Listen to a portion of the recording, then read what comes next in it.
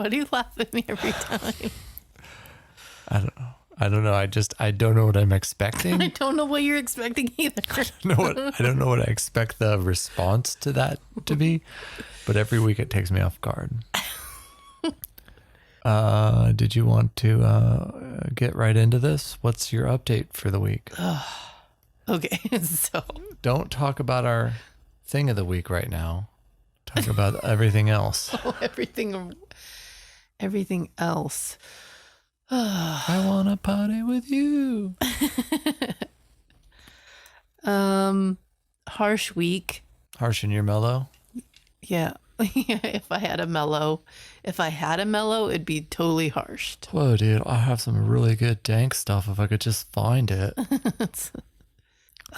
This week felt like 2 weeks. If you know what I mean. It's awful. Why? Why did it feel like so many weeks? Well, I can't talk about it because it's the thing of the week. You said it's all wrapped up in it. You don't have anything else to say about... No, because it's all wrapped up into it. Oh, geez. So we don't have any updates. All right, well, I'll go. Okay, good. You do it. So I never heard back from those people that wanted me to sketch their whole team. I didn't think I would. Oh, no. But I didn't.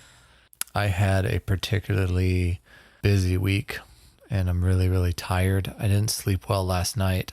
In fact, at one point I had a dream that Liam like burst in to the office while I was working, like in that Game of Thrones episode, and he was like, shame. He like had a bell. And he's like, ding, ding, shame, shame. And I was like, what are you doing? And he's like, shame. I'm like, I'm in a meeting. He's like, shame. And I was like, for why? It was a weird dream. And then I woke up and I was like, what the hell?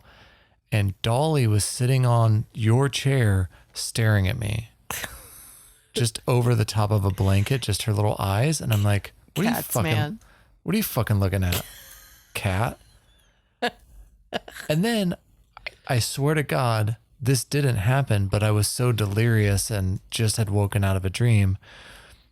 I saw Cameron like do his weird spider walk over to the couch and sit down on it, but he wasn't there, like actually there. What? Yeah. I was just being delirious. And then I didn't want to go back to sleep.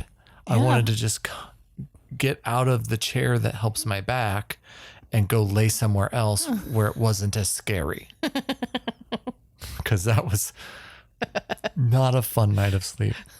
And then all day today, I've got this back tweak and it's pumping through the front of my ribs and it's hurting and I'm mad about it. And then we ran out of apples. So now I'm having dates with peanut butter instead of apples with peanut butter. Almond butter is not as good. Still, it tastes fine. It was good. Whatever. It tastes like little chocolate brownie bites or some shit. I don't know. Dates are delicious. But I want my apples back for Christ's sake. So, and then I have this overwhelming sense of dread. I have this right behind you there, very large stack of board games I would like to sell, but I'm procrastinating it because it's a lot of work and I've got all this other stuff going on. Mm-hmm. And it's not just a lot of work in that I've got them all listed on Board Game Geek ready to go, but I have to go through and check each box and make sure there's no rips or dings or missing pieces so that I can put those in the entries. And then I have to go through and update all those. Then I have to fucking figure out how much I want for them. Like what's my starting asking price, which is a pain in the ass. Cause if I just guess, oh, okay, well I paid 35 for it. So I'll ask 75% of that and hope to get 50. People will be like, what are you talking about, man? This is on sale at Miniature Market. Don't you do your researches? And I'm like, what? I don't have time. There's 100 things on this list. Yeah. And this is just tedious. The worst part of it is that's just part one. Mm-hmm. I have a whole bunch more that I need to get rid of too. And it's like, I've hit that point in the hobby where I'm like, okay, I went fucking hog wild. Now I have to back it up and get it down to a reasonable size collection. Mm-hmm. But I just want to just fucking burn it down right now. That's how much I want to deal with it. Yeah. But then at the same time, I'm like, oh, but I can't burn it. I mean, those are cool things. Yeah. Because I'm an idiot. Well, just start slow. I mean, I would help you, but I know that you're particular about that. It's not that I'm particular. It's that it's really kind of just a one person job. It's not something you can split the effort on until you get to the shipping part. But then even then is like just easier and faster for me to just do it. Mm-hmm. Just do one game at a time. And I also have this thing about like, when I buy a game, I expect the person to ship it the day after I pay for it. So I have to do that. But if 100 people pay on the same day, I don't have time to package up 100 boxes and get them to the post office. Yeah. So it's just, I don't know. Maybe I'll split it into like smaller, I'll do more auctions and just smaller auctions instead of trying to do one gigantic one. Yeah. I'm irritated this week in a big way, and I don't know how to cope with that irritation. I'm also very emotional this week for some reason. I keep dropping pounds, and I think that's something there is mentally fucking with my head. Yeah. I'm cussing a lot. But the thing that irritates me the most, and the biggest update, is that my TikTok comedy channel is not doing as well as I'd hoped. This is so silly. Look, I downloaded TikTok at the beginning of the pandemic, like every old person did, going, ha, ha, ha, it's funny. It's just a way to pass time. Mm-hmm. And then I was like subscribing to people and like understanding the culture and like, did you guys see what happened with Straw Hat Goofy today? Oh my God. And now I'm making videos, and not just like, once in a while I have a funny idea, but like coming up with fucking plot lines and right. And I'm like, this is like, I'm watching it over and over again, laughing at it. All your views are you. No, it won't count your view. When you look at your own thing, it doesn't count it. But I'll look at it and I'll be like, oh my God, that is hilarious. And then I'll check back later and it'll be like 585 views. And I'm like, yeah, right. 585 people saw this video. And then I'll click in and it'll be like 5 likes. And I'm like, 580 people did not like what they saw. I think it's more stressful than going on Instagram and you put something up and then Instagram, you're like, oh, I got 12 likes on that. Okay, well, I don't know how many people saw it, so maybe that's a pretty good percentage. But on this one, they're like, by the way, 1 million people saw this and you got 5 likes. So, and you're like, what? How's that even possible? Fame is a fickle woman. I don't know. It might be my own fault because I'm very like, I feel like my likes, the ones I give out to people, are like the golden ticket from Charlie and the Chocolate Factory.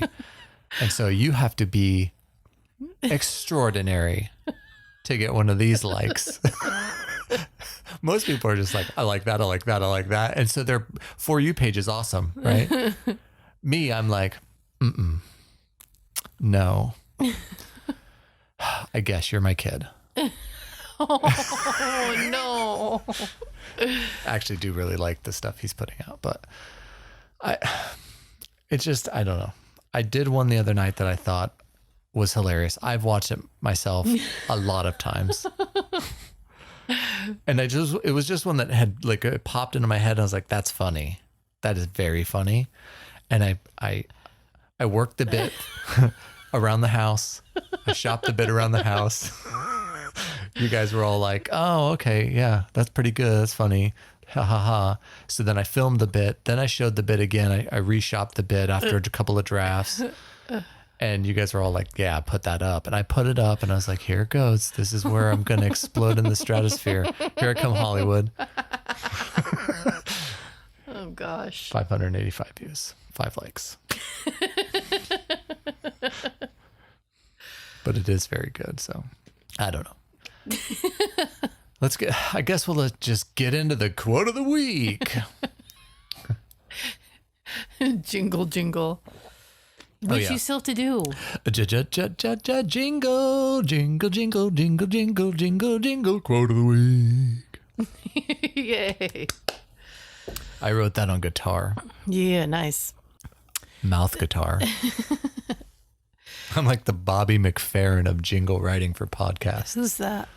I don't know who that is. Yes, you do.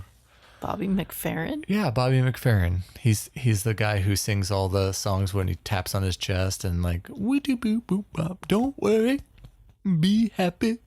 Oh, Yeah. I know. Don't worry, be happy guy. Yeah. Oh, okay. I guess most people would remember him as "Don't Worry, Be Happy" guy because I think that's the only like hit he had. Yeah, maybe.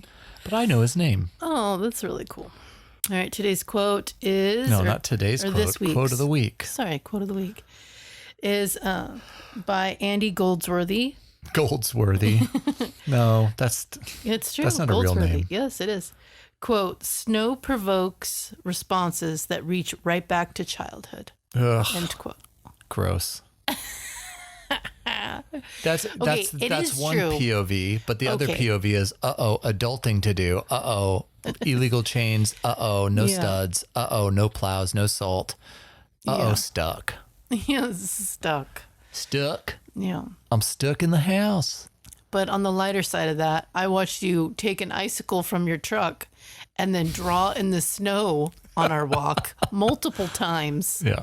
So, and you giggled to yourself as you were doing it. I gave myself a snow pencil because the whole world was a piece of paper. Exactly. So if that's not a little bit of childhood coming through, I don't know what is. No, that's just immaturity. It's immaturity, and also like it's a little bit of like the world owes me this paper, so I don't care if it's your yard. I'm drawing a dookie. You're terrible. You're terrible. I am terrible. All right, that's a pretty good quote, and it goes in really. It's more on the positive nicely. side of what we're about to talk about. Yeah, it goes in really nicely with our thing of the week, which is Edward Snowden. No, not Edward Snowden. The fact that we are snowed in. Snowed in. Yeah. Oh, when you said Snowden earlier, I had looked up his Wikipedia. You've done a bunch of research. I watched the movie You're with ridiculous. Joseph Gordon-Levitt. Joseph Gordon-Levitt on the set. He does the voice. I'm Edward Snowden. You did I'm Edward not. Snowden. I did. I thought we were doing did Snowden. I thought we were going to do the Snowden. And at first I thought it was the Assange guy. The other guy who had to flee the country for being a whistleblower. Yeah. Okay, yeah. Snowed in. Yeah, we got up on Sunday last week and we're like, I guess we're not going shopping because it was snowing pretty bad and it was sticking to the road. And we go shopping, we have to go into another town. And so it's an hour round trip, right? Sometimes more, hour and a half, 2 hours, depending on like how long we have to wait or how long it takes us to do the shopping. In these unprecedented times, we have been picking up groceries because they won't deliver to us. So we go and get the groceries. And so we couldn't get groceries this last week at all. And then it just started snowing like crazy maniac snow monster. And I measured it, we have 8 inches of snow in our driveway. Mm-hmm. That's crazy for Tennessee. Yeah. I don't know if it's crazy for Memphis. We got a little bit of snow last year in Memphis, but not anywhere near that amount. And it didn't last us a week on the roads. We're going into the following Saturday and it's still piled up on the road out there. People are driving on it, but I don't think it's safe yet fully, but it did start to like warm up today. It started to melt off. I'm hoping tomorrow and then Sunday we can probably, hopefully take a chance and get out there and get some groceries. If we can't, we might have to employ my coworker's offer to go pick our groceries up because he has a 4-wheel drive. But yeah, it's very stressful for me. So snow, I love. I think snow's awesome. It's beautiful. It's fun. I like the cold weather. I prefer cold weather. But ever since I became an adult with adult responsibilities like groceries, bill paying, working, having to drive places, snow has become a source of anxiety for me. Mm-hmm. How do you feel about the snow? You're not talking very much this episode. I just realized I just did all of the update talking. Well, is it because you're stressed from the yeah, snow? I've been in knots. You're wiped. Yeah, I've been emotionally and mentally. I've been in knots all week. And also mentally. It's not necessarily because of the snow. I like the snow. I always want it to snow for Christmas and yeah, every year you're like, white Christmas, come on, let's do this. I want it to snow. I like the snow. I like it. But when the state isn't prepared for it, yeah, or we're not prepared for it, if just, I don't know, it's something, it just freaks me out. And then, the only thing that I can feel in my head is that, it's like The Shining, right? Oh. So it's like you're snowed in and now you're just stuck. Yeah. And I know that there are terrible things have happened. People have died, and homeless people. Oh, in Texas, yeah. have just frozen to the side like they've died. Oh, really? I didn't hear that. Terrible. I hadn't heard that. And, people are mocking and making fun. And while it is not funny at all. People are making fun because it's a Republican-run state and this country is so divided right now that they're like, see what your capitalism gets you, that kind of bullshit. But that's not the way to treat people who are in dire straits, right? And who are in trouble and in emergency situations. Yeah. That's when we're supposed to come together and be like Independence Day and put our fucking differences aside, rise up together and save humanity, right? Yeah. But instead we're like, pointing fingers at each other. That's the kind of politics I got to stay out of, because that kind of shit just really gets under my skin. Yeah, me too. There are things to stand up for and to say, hey, that's wrong. But when people are dying or losing their homes to burst pipes because the houses aren't, built to withstand those temperatures. Yeah. That's not funny. And that's not their fault. Yeah. Right? You're mad at the politicians, right? You're mad at people like Ted Cruz, who treats his job like he's some director in a corporation somewhere and you work for him. Yeah. Going to Cancun because his house got cold. Yeah. Abandoning the people who he actually works for. That's who they're really mad at, but they're taking it out on the people who are actually the victims of this whole thing and who don't have it. Just because they have like a conservative mindset or conservative leanings doesn't mean that they are bad people, necessarily. I mean, you could still, anybody can be a bad person. Yeah. Being good or bad doesn't negate natural disasters happening to you though, right? Yeah, but and it's when like shit hits the fan that you really see the true colors of people. Yeah. The people's true hearts. Yep. And it makes me just really sad. Like, I grew up with food insecurity as a kid. Yeah. And all I really ever heard about was the next, terrible thing that's going to happen that's going to make us move again or. So you even had homestead insecurity as well, not just food insecurity, right? Like, yeah, there was always fights and arguments about money and whether or not we were going to be okay. And it was just a very scary time overall. I'd never felt safe from anything specifically. And then, I don't know, it's brought up a lot of things for me right now. And I don't know exactly why that is. Like why some people can go through the same exact thing and be okay, be fine. And then I go through that and I feel not fine. Well, you've got 4 kids though, and you don't want them to feel the way that you remember feeling in times of, uncertainty, right? Yeah. Like your parents did not comfort you in uncertain times. They put all of their uncertainty into the air, toxic, cloud style, and just let it settle on you guys. Yeah. Usually when you go through bad times, it's, we're all in this together. We're going to be safe. Right. It's going to be fine because we'll we're together. This. We've got rice and beans. It's going to be fine. Yeah. But it just was not like that. It felt like every man for themselves feeling. When you were a kid. When I was a kid. Yeah. And so I've held on to that, until this week. I've held on to it. And so I get very nervous and very scared when we start running out of things. Yeah. It sends me into like knots in my system, in my stomach, and I feel uneasy about it. Yeah.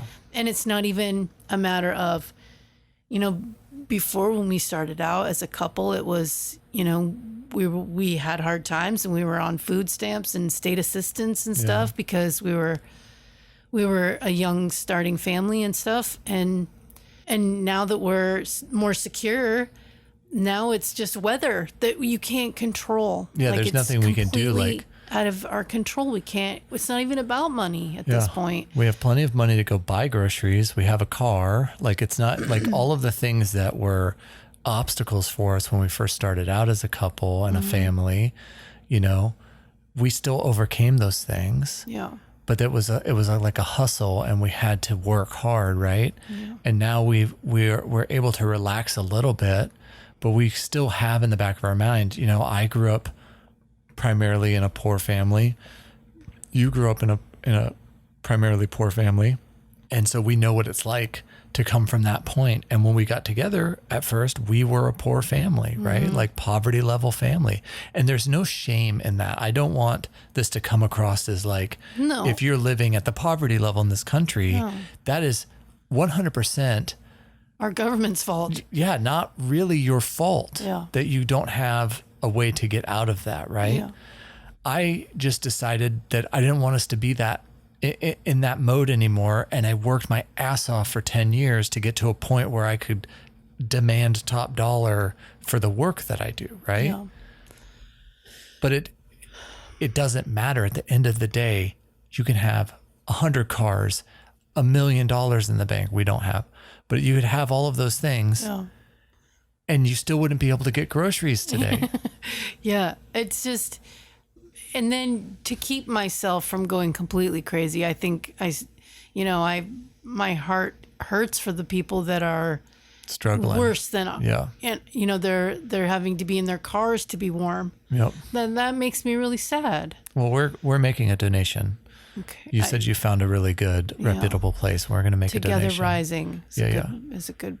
Well, we're going to donate because that's the right thing to do, because those people are in a position that they don't have control, and the government's not helping, and they don't really have an end in sight, right? Mm-hmm. So if we have a little bit extra and we can give to them, then we should. Yeah.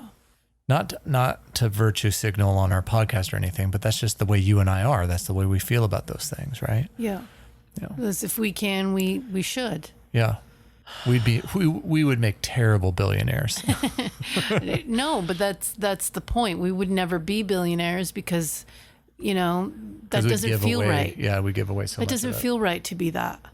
And then I've been putting out bird seed because I noticed that there was a couple birds hanging out on our patio. Oh, the birds is it's the upside. It's the boon to the snowstorm is the birds. So I've been just laying out bird seed, and then more birds came, and I was like, okay, and so we sit in the window seat and we watch them. Yeah. Freddie and I do, and the dog. And dogs don't bark at them at all? No, not That's really. That's surprising. Yeah. She's even kind of a bird dog, and she doesn't like care too much about it. She just watches them. That's cool. Anyways, and then one of the birds hit the window. Oh no. And so I'm like, oh no, and my heart sinks every time because, you hear that thud, and that's the first thing. So I run out there and I'm checking everywhere, and I see a little birdie in the planter. Yeah. And so she's still breathing. So I scoop her up in a towel and I put her in a box, and I'm, comforting her, and she's still breathing and stuff. And then I keep checking on her throughout the time, and Freddie names her, and we're little mamas to it, and we keep her warm and stuff. And then I keep checking on her, and then she perks up and she looks at me, and I'm like, okay, it might be time to go. And you come down just at the right moment. Yep. So I take the box outside and I open it, and she's not going anywhere. I'm like, oh, please be okay. Please be okay. So I lift up the towel and I hold her up a little bit more, and I give her some words of encouragement, and I say, it's okay, you can go ahead, go with your friends. And she takes off and she flies away. Yeah. That was really a sweet moment. I'm like, if nothing else comes good of this week. I really do wish we could figure out a way to prevent that from happening, because we had that problem in Hendersonville too. Where birds would fly into the big picture window that they like to put in these houses. Yeah. And I feel bad because I created that situation. Yeah. And then one, the house is in their territory. And then two, I put birdseed out. But is there like something that we could put on the window that would prevent them from seeing it as like a clear spot of sky or something? Yeah, I don't know. I assume that's why they're hitting the window, right? Because they don't hit the other parts of the house. Yeah, I don't know. That's a good. It would be something to look into, but I don't know. Yeah, I hope there's some way to solve that, because I don't like the idea, but we got lucky this time. Yeah. Little finch bird made it through. Yeah. And now we have like 13 or 14 of them in the yard eating the seed off the snow, which is so awesome. Like, that's like a great problem to have. It was something where I could provide. Yeah. I saw a need, and so I helped fill that need, and it made me feel a little bit better. Because those birds weren't prepared, right? Like, they didn't, this hit them just the same as us. They were like, uh-oh. We are not far enough south, man. Did we screw up? Did we make a wrong turn somewhere? Yeah. So. I don't know. It overwhelms me. Yeah. And my initial reaction is, we better go now, otherwise we'll be snowed in all week and we won't be able to get anything. Yeah. And then that'll be it. And your initial reaction is, well, we're not going anywhere because we'll be out in it and get stuck. Like, your main scare is the weather. My main scare is we don't have groceries. My main scare is driving in that weather unprepared, right? Yeah. We drive a Prius to go grocery shopping, but our other vehicles are two-wheel drive vehicles, so they wouldn't be better. Yeah, but you're not allowed studs here. No, you're illegal. Not allowed chains here. Illegal. They don't plow the roads. They don't salt the roads. No. They don't do anything. There's no infrastructure at all for it. Yeah. At all. So you're just supposed to wait it out. Yep. And then my coworkers who live in Memphis got a notice today that the water supply in Memphis might be tainted. So boil your water, folks. And I'm like, oh boy, come on. Yeah. Give me a break here. We should have gone, in hindsight, we should have gone on Sunday morning. We probably would have been home. We probably would have been back before it got too bad, but it was coming down. Like, it wasn't just like, small flurries, and it was sticking.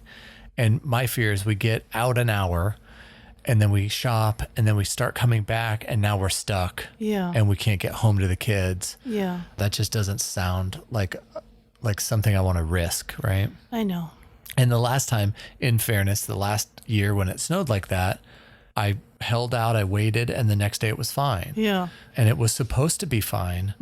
Because we've lived in other snowy areas. Yeah. But they salt the roads and they allow you to have chains and studded tires. Yeah.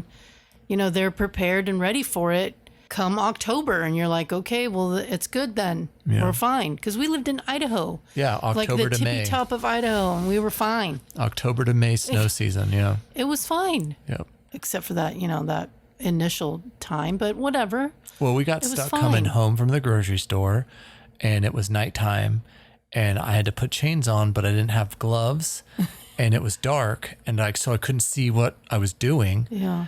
And this bus pulled over, and the bus driver guy got out and put our chains on because they had gloves and a flashlight. Yeah. And they saved us. But once the chains were on, we were fine. Mm-hmm. And then we went and bought studs for the truck. And then once those were on, boom, we were good from that point on in Idaho. We didn't have to worry about snow at all, even though we got what? We got feet and feet and feet of snow. Yeah. It's a helpless feeling. And I can't, if I'm feeling it, there's a lot of people that are feeling it too, even worse off than we are. And so it was just, I think a lot of people, rough week. Yeah. I think a lot of people feel fear and don't even think about it. And so they do other behaviors to cover that fear, right? Yeah. Like, we've both been on edge all week, right? Mm-hmm. Like, kind of snippy with each other because, you're trying to ration food. I'm going through a weight loss journey. And so I'm like, I have to have the right amount of calories. And then on top of it, the weather just keeps holding and we're like getting into the 7 days of snow on the ground. Yeah. And it's starting to really wear on us. We're not sleeping well. Mm-hmm. I don't think we've had a great week overall, really, unfortunately. It's been tough. It's been tough, but I want to party with you. I don't know where you got that song from. So I heard that song on TikTok, and then I was trying to find it to put it on to one of my videos, and I thought it was like a new artist because it just sounds kind of like newish sounding. So I'm trying to find it on the internet, and then I remembered that it's an old song from the 70s. You were way off. Yeah, I was way off. But I did find it and I put it on there. But it's been kind of stuck in my head all day today. That's another side effect of TikTok, right? Yeah. You get little snippets of songs. You don't get the full songs, and those little snippets are the catchiest part of the song, and so it gets stuck in your head. Yeah. Like glamorous portraits hanging on the wall. James, you made up that song, and you did. I did make up that song. I know. I never claimed I didn't. Okay, good. So, Snow. Ugh. Edward Snowden. No, not Edward Snowden. It's bad. I don't like it. I don't want it to be. Well, that's not true. I like it a lot, but I don't want it. I would like it if we just had like heated roads or something. Yeah. Yeah. I think every state, no matter where it is located, you should be allowed to have. Yeah. In case of emergencies. Yeah, you should at least be able to have snow chains. Yeah. Own snow chains and buy snow chains for your vehicle, because not everyone has 4-wheel drive. I know that the South doesn't typically get snow, but I'll sink the $80 in chains just so I have them when it does happen. Because if we had chains on Sunday, I would have just gone. Yeah. If we had chains right now, we could have gone yesterday. Yeah. You know what I mean? Like, I'll drive with chains on because you're not going to go anywhere, and we have an all-wheel drive Prius, right? Mm. But if we don't have, if we have like not all-weather tires on an all-wheel drive Prius, and the snow is all icy and packed, we're not getting up the hill. So what's the point of even trying? Yeah. Problem is that they make it impossible. Also, they're not. The government isn't prepared. The state isn't prepared. No. But then it happens every year. It happens every year, at least for a week. Yeah. And if the temperature goes down too far, the places around here are not built for that. Mm-mm. No, I think that this is not Colorado or Nevada or Idaho. It's not that. It's the South. It's not typical. Well, I think in Tennessee, though, that getting freezing weather, like not snow, but like cold temperatures is pretty common. So they do a pretty good job with the pipes. But not in Texas, no, they don't have any of that. So they just mainline bare pipe right up to the house. So, I mean, whose fault is that? That's not the people. No, it's not the people buying the house's fault. And people are losing complete houses. Yeah. Right? Because a pipe burst and they don't know what's happening. Yeah. So they just watch it and they go, where's all this water come from? They don't realize it's pumping in from the main line and it's not going to stop coming in. You have to go shut it off, right? Yeah. But they just sit there and go, my house is falling apart. Yeah.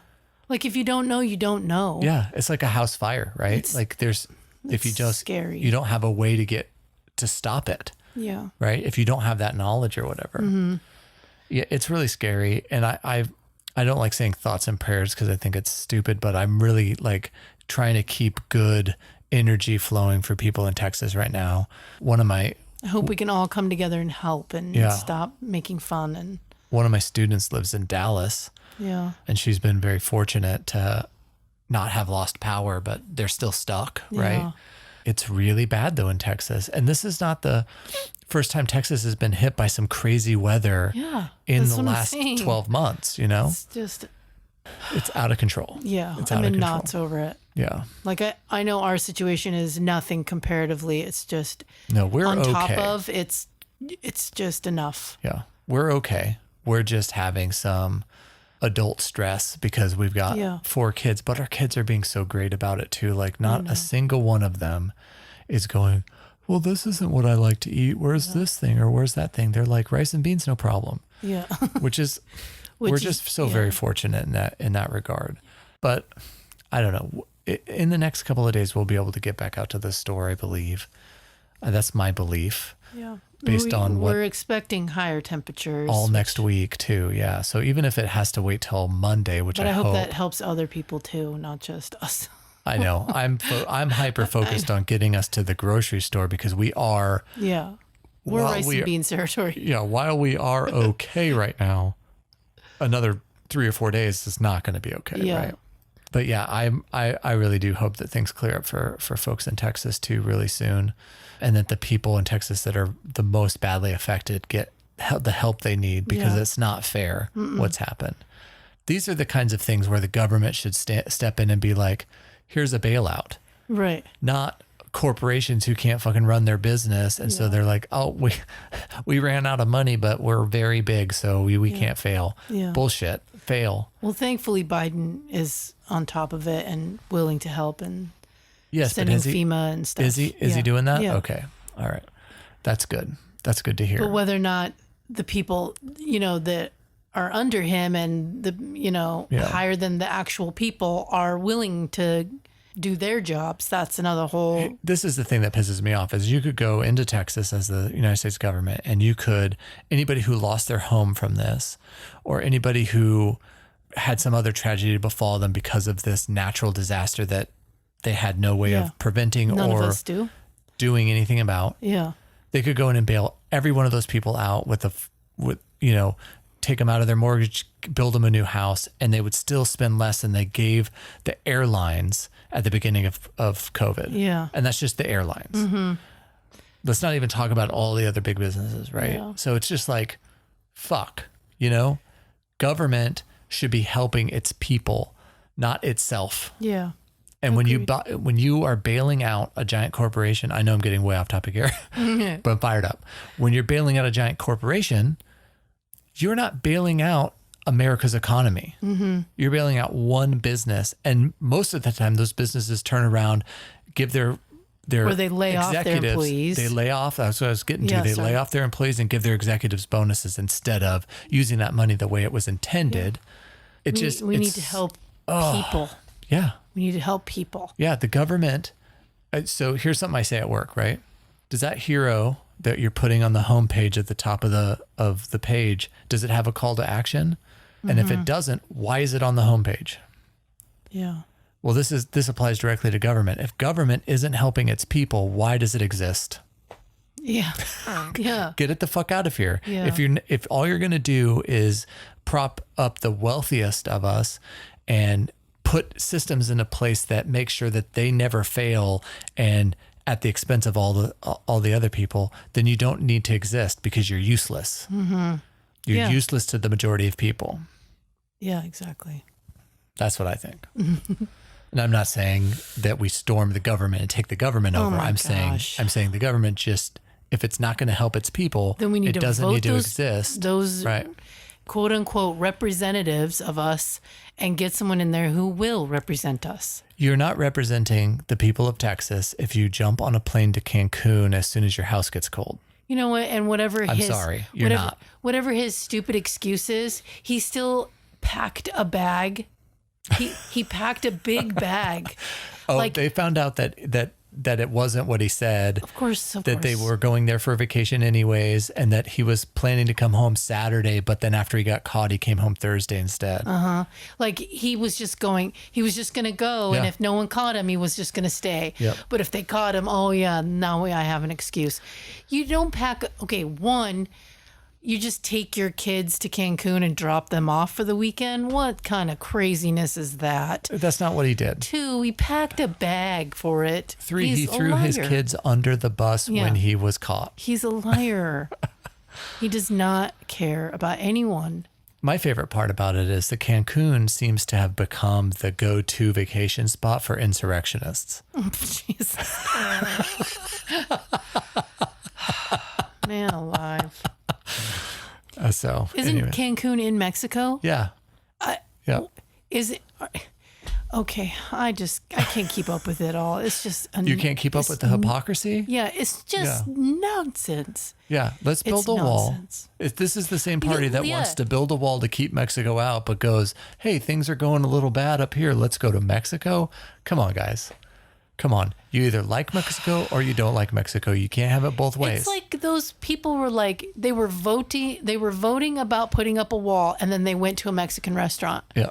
And people were like, what are you doing in here? Yeah. If you hate Mexico so bad. It's so weird. It's so weird. I just don't understand it. I don't understand it either. I've never understood in my entire life. I've never understood disliking somebody because of some random attribute of that person, right? Like where they can't control. Born. Right. Where they were born. The color what they of look their like. skin. The color of their skin. Any of those things, like their sexual preference. None of those things are something that a person controls. Yeah. Yet, those are the things that we judge each other on.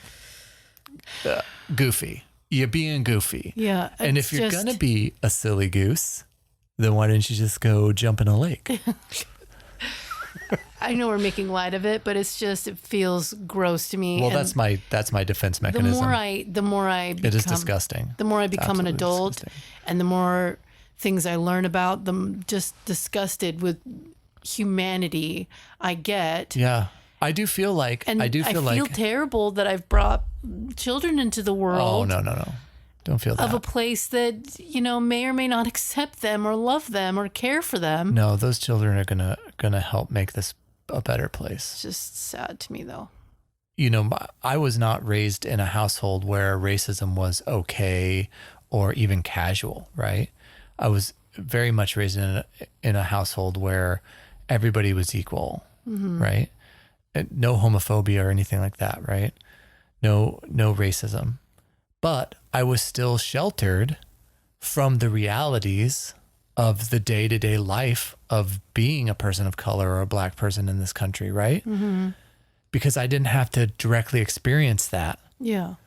And my parents didn't sit me down and go, this is the real truth, right? Mm-hmm. They just allowed me to believe the world was getting better. Yeah. Right? And for a lot of years I thought, I knew racism wasn't over, right? I was never that naive, but I did think that it was getting better, like that we were heading in the right direction. Mm-hmm. But the older I get and the more life experience I have, the more I realize that was all a charade. And I only got to participate in that charade because of my white privilege, right? Like because I was a white person, I didn't have to think about it or deal with it. Yeah. It wasn't a primary concern of my life. Our parents are from the generation that they were taught, you don't talk about that. You don't be racist, fine, but don't talk about it either because that brings up bad things. Like if we just could forget about it and we just tell our kids not to talk about it, not to say it, then maybe it'll go away. Right. But things like that are cancers to a country, to a people, to a population. Yeah. They'll never go away until you address it and you pump the hell out of it with, And it's our job. It's our job as the descendants of those perpetrators to say, hold on, fuck that. Yeah. This is not what we're doing anymore. We got to turn the fucking ship the other direction and stop fucking hating people for things they can't control and stop holding them back and stop, making them be a lesser part of our society. Yeah. Right. It's really disgusting to me. And I hate it on every level that we even have to have a conversation like this at all, because I don't know. It makes me really sad that so many people in this country still feel animosity and anger towards people that are different than them in some way, right? Yeah. It's so weird to me. But also, I heard somebody say the other day, it is what it is. And now I can't, the look on your face just now when I said that, exactly the reaction I have too, because of what Dump said about COVID that one time. And I was like, What a fucking tone deaf, like shitty thing to say. We're getting way too political here. No, but the snow and all, and it brings up like bad feelings in people. And we've had a week of this anxiety. It's a classism thing too, as well. So if you don't have the money to take care, or to get out of a situation, then what do? You're just stuck, right? And I grew up living in a trailer and not having a whole lot. And I was a white kid and I still didn't think of other people. Yeah. But now as an adult, I can kind of direct our kids and burst the bubble of not everything is great.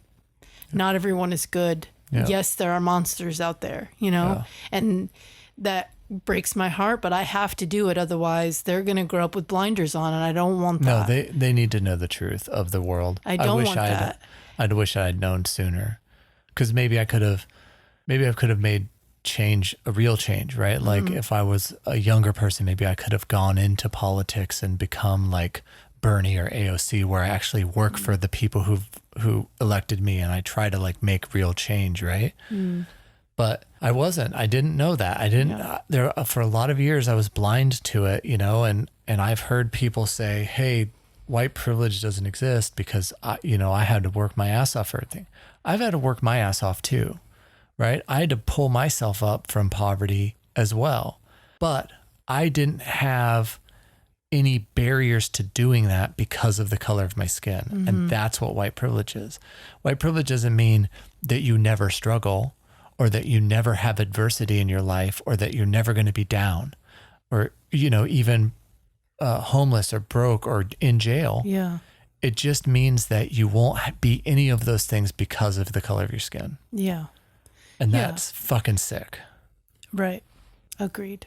I hate that. I hate that about it, right? Like it just doesn't make sense to me, but it's a fact and you can't take it away, right? You can't take away that that's the fact. And you also can't take away the fact that the real change doesn't happen by just being an ally to Black, Indigenous people of color.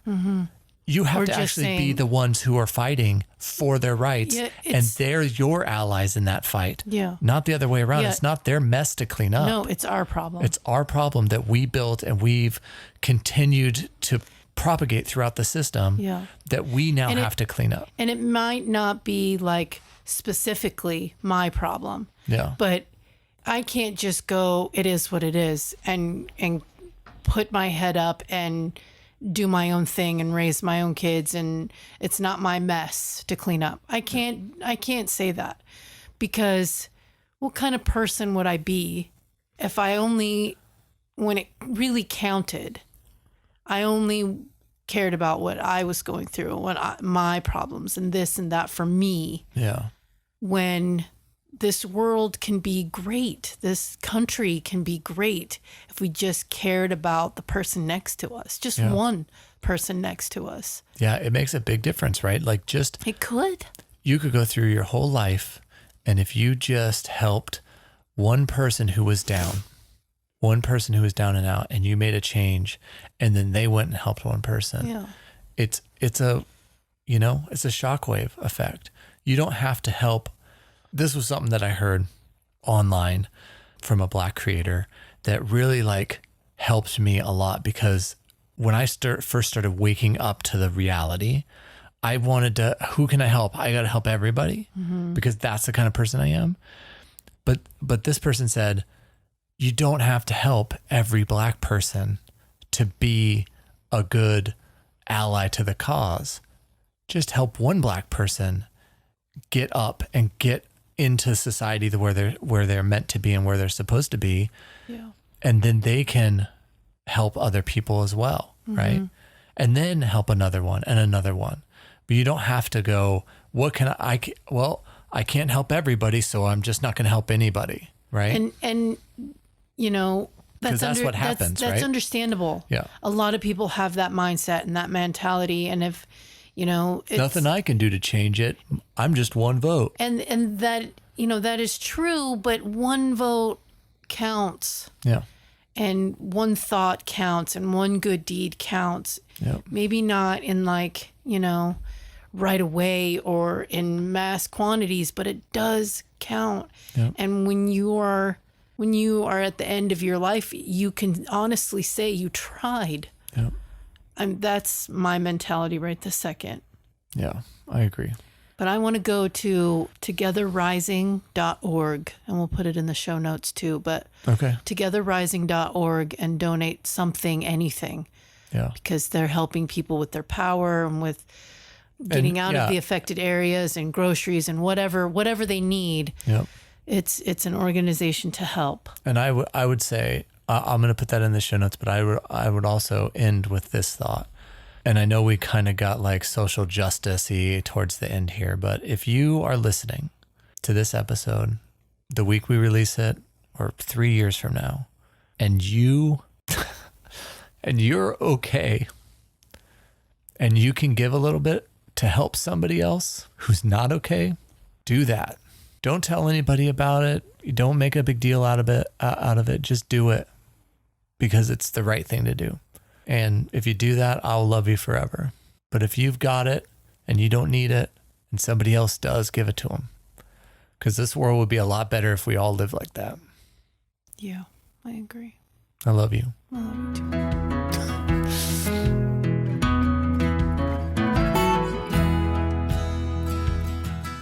The Lou and Me podcast is a Matthias production. The song is No Carpets by the New Forevers. Produced and edited by Moose. Hosted by Lou and me. Thanks for listening.